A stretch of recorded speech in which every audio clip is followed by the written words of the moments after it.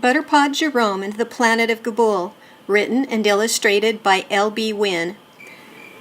One day in a meadow, actually it was night, far behind a small house on the green, many wonderful colors streaked through the sky, and a rare midnight rainbow was seen.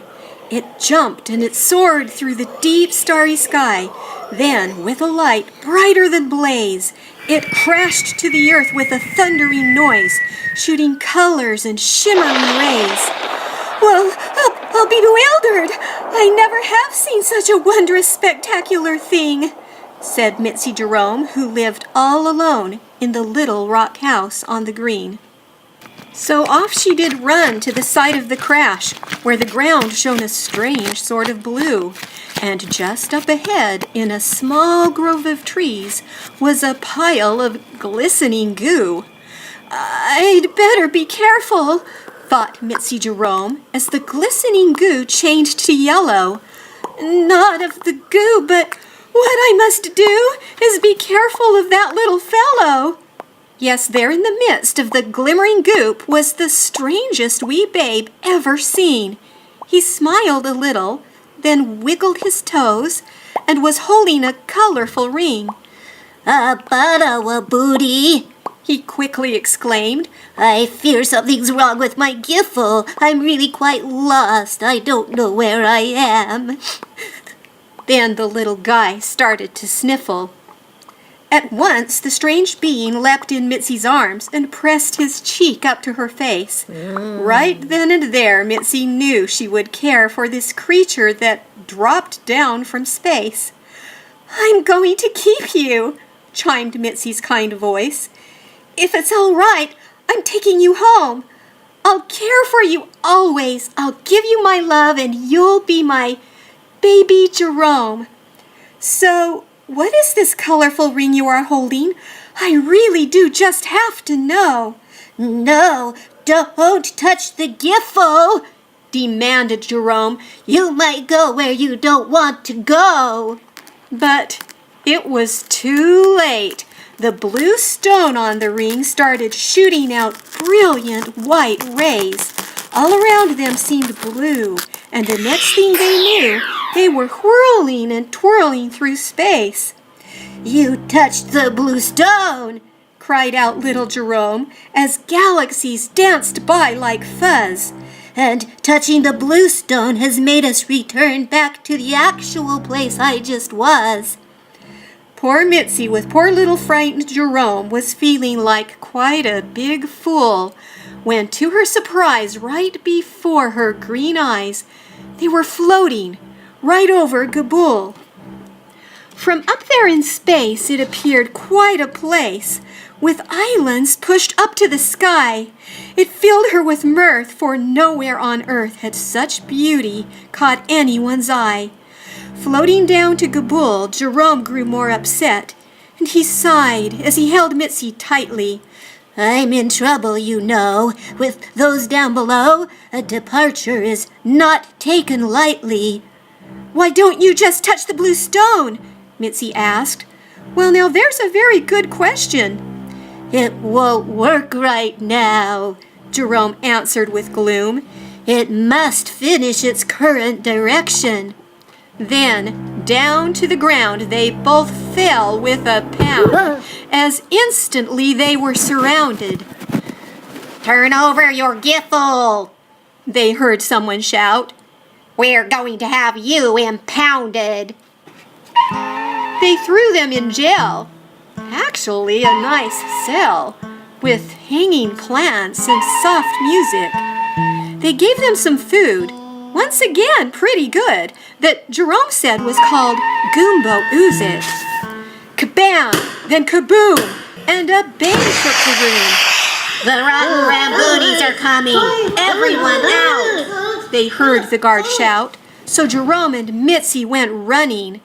Before the two fled, Mitzi spotted the ring on the desk of the guard there on duty.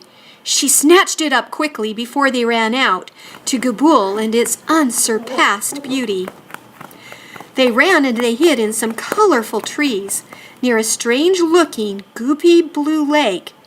This stuff is Goodoony, insisted Jerome. It's a food that we Butterpods make. Gadoonie is sweet. It just melts in your mouth. If you taste it, you'll surely want more. In fact, it's so yummy, Gaboolians will pay whatever it costs at the store. Some Ramboonies steal it to feed to their Zarks. If Zarks eat it, their niptics will glow. A Zark is a creature that flies with great ease, and niptics are spikes that light where they go. We Butterpods are not allowed to have Zarks, and it really does make me quite sick. I want one so much, but we must use our giffles, although they do get us there quick. Just then, Mitzi remembered the ring she'd retrieved, which she happily gave to Jerome. You're wonderful! This is just great! He exclaimed.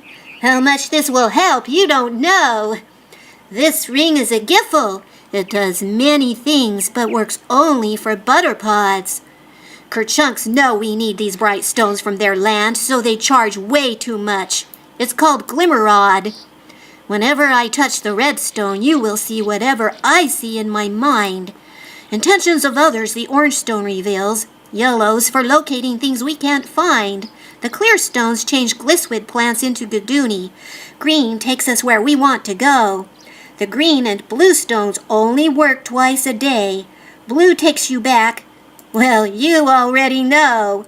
The purple stones placed at each end of the row are not only for decoration.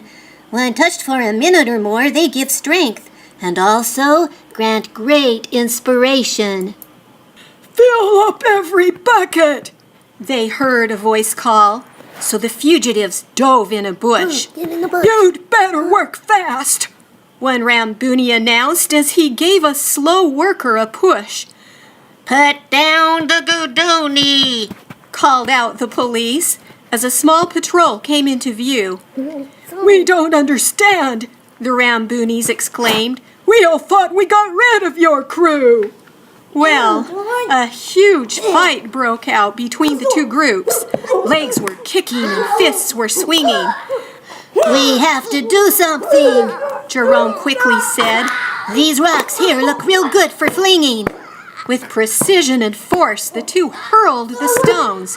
It was shocking what good shots they were. The bandits were frightened. One cried out, "Retreat!" They grabbed a patrolman and fled in a blur. The Butterpod officers circled the pair. Your help saved us all from disaster. We're stunned with you both, but especially him. He's truly a rock-slinging master. They've taken the captain, one officer yelled. I'm sure they will hold him for ransom. Someone has to save him. Of all on our team, it's he who's most funny and handsome. The miniature cops were all broken and bruised. You're not fit to search, Mitzi warned. Stay here and stand guard while the two of us go. Bring him back safe and sound, the squad mourned. Jerome had once wanted to join the police and hadn't quite put it behind him. They couldn't have left a more obvious trail. You'd think that they want us to find them. I'll bet this trail leads us to Tiranook Caves. That's probably where they are lurking. Jerome muttered, We could have beaten them there if only my giffle were working. They'd traveled quite far when they saw up ahead two Ramboonies remove a huge stone. Shh! Don't make a peep, Mitzi said to Jerome. We must not make our whereabouts known. I just knew it, Jerome announced with a smirk as the two saw, without any doubt, the great secret lair of the Tiranook Caves the Ramboonies had found to hide out. They snuck in with caution, not making a sound. They could see the police captain there. Ramboonies were feeding Gadoonie to Zarks, and the captain was tied to a chair. They quickly untied him without being seen, then quietly made their way out. But as they were leaving the front of the cave, a new guard by the door gave a shout. "They're getting away!" the guard yelled to his friend, so the three ran with speed and finesse. They were chased from the scene but never were caught, and the rescue was quite a success. The squad saw the captain and yelled out, "Hooray!" The joy they felt couldn't be greater. Jerome was their hero, but better than that, they no longer thought him a traitor. You've saved our dear captain. These medals are yours. The officers gave a great cheer. Your crimes are forgiven. You're both free to go. Though, we'd rather you both just stayed here. Jerome thought about it, then finally said, There's a lot that we still have to do. My Giffel's not working. I'd like to know why. Mitzi paused and then answered, "Me too." Jerome looked at Mitzi, then smiled real wide as he said, This has been pretty fun. They grinned at each other, and both of them knew the adventures had only begun.